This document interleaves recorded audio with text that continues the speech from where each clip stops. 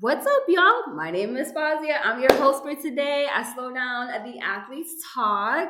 I want to let you guys know tonight we're breaking the label wide open because being so emotional, that's not our weakness. It's our power. So if you ever been told that you are one of us, you are here today. So this season is one, episode 3. She is so emotional. So let's talk about it. So today I have three lovely ladies with me tonight. They are joined with me as far as not just athletes, but storytellers, survivors, and truth tellers. So I want you all to introduce yourselves to the audience. Let us know who you are as a person and what sport do you play. And give me a fun fact about you that I probably might not know and other people don't know. So what do you guys think? Who wants to go first? Yeah. Who wants to go first? Go ahead. All right, so let's go. We're going to go with Maria. I think I was the one that didn't want to go first. Well, I'm Maria. I actually have like 3 last names, but I use fine. It's easier. I'm usually in soccer and track. Actually tried it for the first time with this team, and I loved it. And also, actually, a ballet. I did dance for. That's the one that I did for the most time, actually. And I don't know if you knew that, but yeah, I did not. Did that's you what guys I know did. this? I didn't know that. I did ballet for a long time. I was even a ballet teacher for a little bit for little girls, like 3-year-olds to like 10-year-olds, like first level. And I don't know, and I'm pregnant. That's the other fun fact. Honestly, Maria, I didn't know that you were a ballerina. Oh my goodness, Yeah. that's actually no wonder why you're flexible. Okay, I understand. Okay, I understand. Okay. All right. Well, all right. So I guess I'm gonna have to start picking, right? All right. So let's go. Let's go, Kyla. Uh, it's Hi, my name is Kyla. Fun fact about me, I love to eat and I love to sleep. Majority of the time, if I'm not up, I'm sleeping. But if I am up, I'm eating. So that's that. My Unfortunately, I'm not into sports, but I was on the track team not too long ago. I had fun though. It was very nice. My first experience there. I can say I made a lot of good friends, good family, and a lot of memories. There was some time on the track where I wanted to cry because someone put me in the 800, but I was fine. I loved it. I loved it. Did you win your first race when you were put in drag?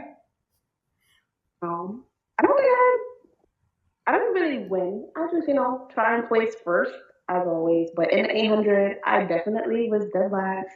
So thanks for that, coach. Thanks for that. Had me crying and throwing up, and I was walking around like pacing, like, oh my god, I'm about to get dusted so bad. Like I was literally having a mental breakdown. Oh yeah, I think Leah was there. I'm not too sure. You were there, and you were like, "That was calming me down," and I'm like, "Nothing's working." Yeah, It's not working. nothing's working. But I had fun. I really did have fun. But I did win third place in conference, so that's a win. No, that's a win. Sorry, Kyla. You were an addition to the track team. We didn't have enough girls to back up. We needed that.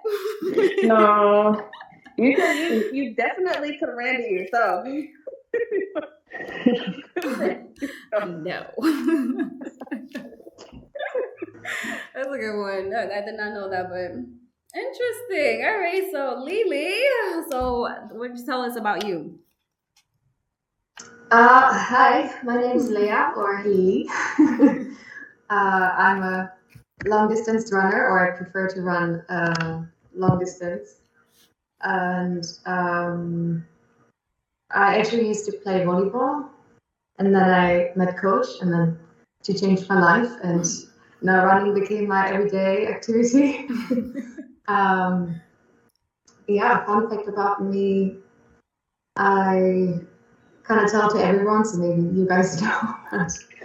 But, my twin sister used to write my math exam for me, so I passed. Because I was really good at math. Yeah, that's all. I'm so jealous right now. Like, what? I wish I was a twin right now. That is so cool. Oh my god. Guys, I wish I was a twin as well. Don't you guys have a twin? You don't Take have all a my twin? classes. You guys don't have a twin? I wish I had a twin.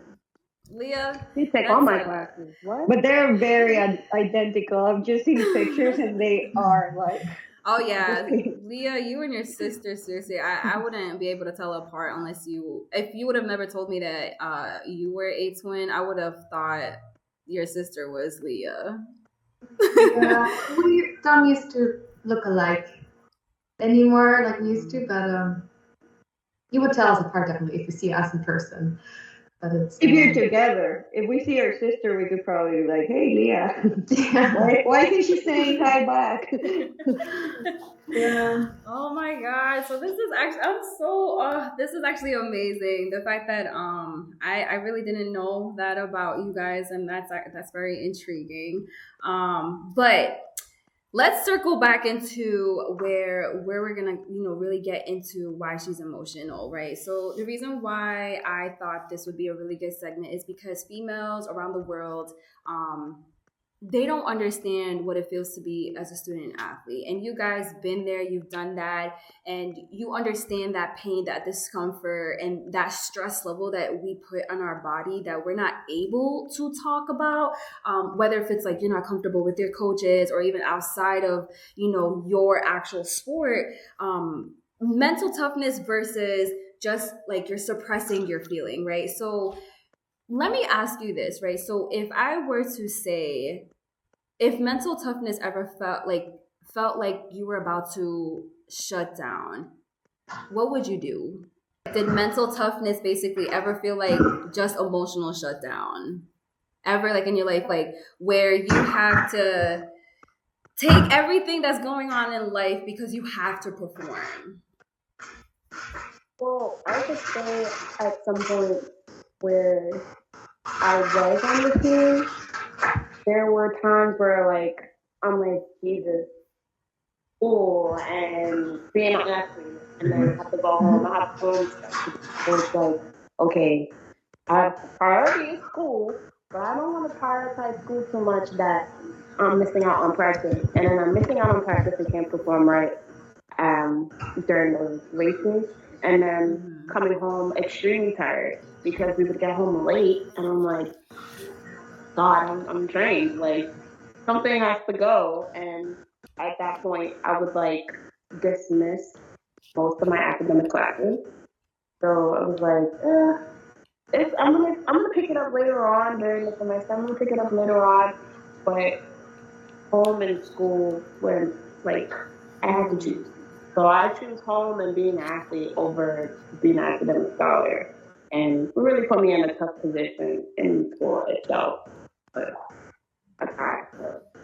So it actually did help you emotionally being in practice. Yeah, It did. yeah. Wow, that's. What about you, Maria, Leah? Did you guys ever felt that type of feeling as well, like how Kyla is explaining her experience? Definitely. What happened? Yeah, you go ahead. I just wanted to say that I definitely have moments, or as a student athlete, that I bet all of us felt like kind of pressure. Mm-hmm. Like I had the pressure with time and giving 100% every time at practice because I don't want to. I don't know. I don't want to be frustrated. I wanted to get out like 100% out of every practice, and if I don't, I get frustrated, and then you feel like frustrated, or it's like kind of not depressed, but it's yeah, like you want to cry, but you're also angry, and it's just where do you get this energy from? It's hard to balance like school and sport, but also your private life and work, and those factors can become very fast like a burden in sport. Okay, so like, did it actually? So sports, because you had mentioned earlier, Leah, that you were a volleyball player, back home, and you started doing track and field. So it's like, did sports help you also emotionally, where you were dealing with just so much going on, and you were able to just block that off and just perform? It's different for me if I do sports on my own without any like goal. Like if I have like a training plan, I do it. But if I just want to go out for a run to just clear my mind, then that's like something I definitely enjoy more. If I don't have the time in my mind, or if I just play volleyball with my friends for fun, then it's definitely something that is like good. It's like good for health. It's good for your mind. And but if it comes to like same with volleyball, even though volleyball is like team sport, it's like different factors than running. I would say if it just comes to being competitive at a sport and playing at a professional level, it becomes more to like who are you in sport? Like I always ask myself, and what I wanted to say is it like sports can be fun, but it can be also a challenge. I understand that really could hit you if you do not have a goal. That is so true, and you actually hit a pinpoint about that. So that is very something that also, like, us females, because I was an athlete myself, so it's like, for me, I understand those type of emotions that you guys are going through, but it's also a different way, right? So everyone goes through a different journey, the different way, but we're all feeling the same pain inside of our chest. So, which is pretty it's pretty hard to really maneuver. So like with Maria, can you explain to us like what you go through as far as that as well with your experiences? I know you were a track runner with me, which was awesome, but you're a soccer player as well for like most of your time. So why don't you walk us through your time? Yeah, so for example, what I was also thinking is I started doing, well, I always done sport, Mm-hmm. right? So during high school and everything, I did struggle a little bit with my academic schedule and like figuring out Mm-hmm. when I was able to train and everything. I did do better with my schedule while I was in college Mm-hmm. because it's easier to figure out like, oh, I'll just take classes here and here and I'm gonna because I do need it. Like I did notice that when I wasn't exercising in any like group sport because even track it is kind of like a group sport when we're part of the team and you're just like competing Right. yourself, right? And it does help me emotionally and mentally to be doing that. If I'm not doing it, I struggle more and I get like more I don't know, depressed, but like something is missing, right? Like you need something to physically activate you and distract you from the other things, like maybe homework, maybe home stuff, maybe Right. And the thing that I really like and I missed from track when I did soccer the semester after track Mm-hmm. was that in soccer, since it's too much of a team sport, especially because it's like a team with 11 people, not just like Right. five or like, like it's a big team. It Mm-hmm. doesn't matter sometimes if you're giving it your all and you're really training and you're really trying to be there. If the rest of the team is not doing it, it can still go wrong. But with track, you have like your team that's supporting you, but at the same time, you're running by yourself. So if you do give it your all, you do see the results and you do get like farther and farther and faster. And it's like, I don't know, it was like being in an individual sport, but at the same time in a group. Right. I think that was like the perfect balance to be Well, like mentally better. well, yeah, like track on it. I think that's also like a reason why a lot of people love doing track is because it's like, you put the time, you put the effort, and then it's just like, yes, it is a team effort, but it's a you effort, right? So it's like whatever you put in practice, it will show on the track, and it's going to be your medal. Like you can actually call it yours, right? A relay is an addition to it, but it's actually pretty cool, like to have that. And that's a very good point, and it really makes you happy, doesn't it? Like, oh my God, like this is my first time doing this, or first time in the conference, and you can't believe it, and as you guys know, at BMCC, you guys were the first group to really make it happen, and we had so much success because it's like you all believed in each other. And that was one thing that I've realized, that when us, like you guys, were sometimes breaking down in a way where balancing school and then balancing practice, right? Trying to balance out what time we should have practice, where we should go. We had practice late, trying to take transportation, going back home because of exams. It really adds up, right? And it's just to the point where, like, do you ever stop and breathe, right? Do you ever stop and breathe? Okay, what's the first? Okay, let me just take a deep breath. What should I do first? What's more important? Okay. And I always told you guys this. My rule was student athlete. I always said that. Always. I was just saying, you don't do good in school, get off my team. Right? I always say that. I was like, your academics is always going to be your career in the future. So it's like you always got to balance everything in order for you to succeed, but you have to give 100% to everything. You just can't give 50% here, 50% at school, 50% at your practice, and then expect 100% at performance. You have to give everything that you put your energy in. You have to be at 100% in order for you to get 100% back, right? So that's something that I've realized that you guys are really doing, and you're thriving, and I see you guys thriving. Kyla, you're about to be a nurse soon. Leah, you're about to go off to a great university soon. Like, you just graduated BMCC. Maria, you're literally on your way, and being a great mom one day. So it shows that the fact that, like, you guys go through emotions, but to hold it back and still perform, it speaks very loud about you guys. You ever realize that? You guys take a lot more than other, I would say men. I really would. Like, we do take a lot of emotions, and we're emotional creatures, right? I would say that.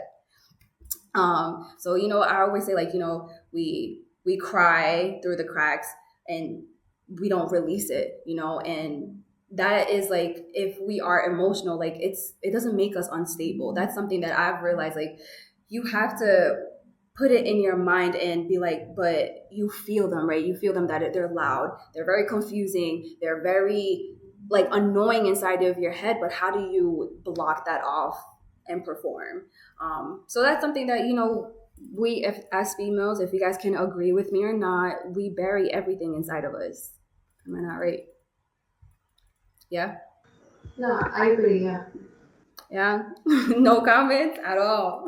Well, it's just like, yeah, especially because we're girls, like, we do have to bury it, because even if, like, a guy had those feelings and they would show it, like, by getting angry or even crying, it's just like, oh, that's because it's too much. But if you do it, it's because you're a girl.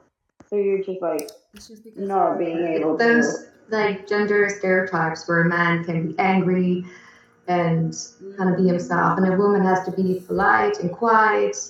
So they're like expectations that comes from society, and it makes us, yeah, exactly, because society trained us that way, right? We're living as a picture view. Your expectations is like, all right, it's okay, you're female or male, it doesn't matter, but you just need to perform, right? Like, we just never had that moment where, all right, like, we are two different genders, but we can operate the same way, but we do have that boundary where we, as females, we go through our own body texture, as far as, like, we get our menstrual cycle, we go through hormone change throughout the year. So it takes a toll on you. And a lot of coaches that are out there, like, some of them, I'm not saying most of them, but some of them can't acknowledge that, and they expect your females to perform. So sometimes you have to listen to that, and just coaches out there need to physically listen to their athletes. That's what I always say. In order for you to have a successful team, listen to your athletes, because that's the only way that you're able to have a team and succeed together. But if I would say, but what if that's the biggest lie in sports? And the reason why I'm saying that is because what if your emotions, right, is the very thing that makes you powerful? What would you say? I would agree. I would definitely agree because in order for you to do better, you have to feel some type of emotion. If you're not feeling emotion, it's like, okay, you're a robot and now you just trying to prove something, but you're not trying to prove it to yourself. You're not trying to prove to yourself that you can do better, you can train better. I know for me, I I would dread practice and races if it was on my cycle week, let's say. So I'd be like, Jesus, I pray that it's not my cycle and we don't have no race. Like they cancel the race, they cancel practice, but it's not possible. You always have to show up. And I'd be at practice, I'd be like holding my stomach, but I still run. So I'm like, Right. okay, let's keep going, let's keep going. I'm not like literally on. I could be on hands and knees, and I would not run if I had a choice. But it's like we can't stop those things, and we have to push past it, even though it's like I'd be in pain, I'd be in excruciating pain from my period, but I still show up and I try my best and not trying to make it everybody's problem because I know how I get. But I try to make it where I'm like, all right, I know I'm in pain, I gotta keep it to myself, but at the same time, there's a level where there's a time and place. So I really have to give my emotion. My emotions have to really have to help me run. If I don't have emotions while I'm running or like out of day to day basis, it's like, what am I doing? Like I So could you're just stay home if I didn't want to do it. right. So you're basically like enduring that pain in order for you to like continue practice or even performing because like you have to, right? It's like because you're on the roster, you have a track meet the next day, like there's no excuses, right? So it's like you're enduring Yeah, that pain. yeah, there's no excuse. If you see that DQ or that DNF, that would make you cry even more. Okay, cut the cramp. That's gonna make you cry. You do not want to see that. Good to know. Good to know. I'm glad that I taught you well, Kyla. That's great. What about Maria Leah? Like, have you guys ever had experience like this? Like what Kyla has? I mean, I think probably Kyla has been through the excruciating pain. Yeah, from shin splints to chest, I'm like, I think I've done it all at this point. I exerted all my excuses. You got through it though. Pretty awesome. Oh Lord. Leah, Maria, have you guys had any type of experience about that either where, your emotions was basically like your most powerful thing that you were able to endure as well? I think we can use our emotions as an advantage or like as a powerful resource in our body. Like, especially if you're attached to the sport. Like, I love running and I got very excited. And when I know my race is coming, adrenaline is coming up, my heart is racing. And I guess that's an emotion too. And then if you don't get the time that you wanted, you're of course frustrated and you're emotional, but because you love the sport. And it's important, I think, to show those emotions too and don't suppress them in yourself, because this is not how we, I think, learn from our feelings. And it shouldn't matter if you're a woman or a man, both should be able to show their emotions and feelings. And So when you made it, so Leah, let me ask you this before we go to Maria. When you made it to nationals and you knew for a fact that you knew the next day you qualified for nationals, besides winning conference, because you were just unbeatable. And you were basically like the face of track and field, just like how Kyla was and Maria was for soccer. But when you knew for a fact that you were on the qualifying list to you were literally the top 5 in nationals for the first time, like how did that make you feel knowing you were on that starting line about to run the race of your life? Like can you like run us down, like how was that emotion feeling, like because you were the only girl that was there besides having me there, and we're surrounded by the 4x1 team, but to like run us down, like what was that feeling that you were going through, and you were able to suppress that and make sure that the fact that you didn't come home empty-handed. Yeah. I think it was like a boost or it gave me a boost like of confidence. I definitely gained more confidence, and it's just nice to look back where you started once, and then you are now there at the starting line at the nationals, and you're like, wow, this is crazy. And I remember once there was, I think, the CUNY individual runs for the 1 mile, where I think I was placed 8th or 5th. And I asked you, coach, like, why are you running? I won't even make it to the top 3. And then you told me, no, Leah, you're going to make it. You're going to be first. And I'm like, no. And you just like, always believe in yourself, believe in yourself. And that's what and then I came actually first, and I was like, I think just if you believe in yourself, and you say even the word impossible has the word possible. I know you said it once to me too. And I think just if you know it's possible, I mean, the question was like, how do you felt at the starting line at the nationals, right? It was a nice moment, but I was very nervous. Well, I was very proud of you, so you need to give an applause. You need to be proud of that, because not a lot of people are American, Leah. So definitely be proud of that, and you could, pass it on along to your future generations to come.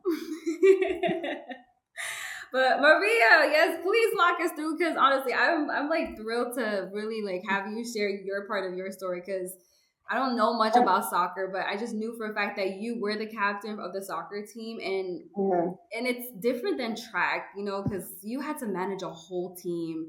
So walk us through that. How were you able to do that and win a championship for the first time? Before that, I was going to say that I'm still a little bit sad and annoyed that I didn't make it to nationals because of less than a second. I know. Well, it was like it was actually 0.02 millisecond that you were. I know. Like, how is that possible? Like, yes, you deserve to be there. You deserved it to be there, but it's okay though, because it's never forgotten. So you definitely but I was home with that. But I really enjoyed, like, that's the thing you were saying, that the soccer season. I was captain the next season after track, and it was just it's different. Also, because I'm a little older than most girls on the team. I was 30, and most of them were, I don't know, 17, 18, 19. Like, they were young. They were like, they just graduated high school. Yeah. 17, 18? So, I mean, we're 20, running in our 20s? Yeah, you guys are babies. I mean, most of them went from, like, high school to college. So they were like 17, 18. Yeah. Some of them were, I think one was 21. Oh. And everybody else was younger. So you were the oldest. Yeah, so they even called me Mama Maria, because I was like always carrying band-aids and stuff and taking care of them. But I don't know, I just think I felt like really good in track, being able to like compete against myself and seeing it, because I remember I almost didn't make it the first time I ran the 400 meters. Yeah. I almost didn't make it. Like, the last 100 were horrible. I was just like, I almost gave up. I was like, not only last, but last. Like, everything I've been, like, well, you gotta give yourself credit. Like, you actually make it. And then, like, I really improved a lot. Like, from like, it was a couple of months, right? It wasn't like that long of time. Definitely did. But you could see it, like, you could see the results. So I really, really like that. Which is different from, the thing is that last semester of soccer, we were 11 in the team. You usually have extra players in case something happened. A lot of those games we played with 10 or even 9. So we were always playing with less people. People were always hurt, or you know what also happened?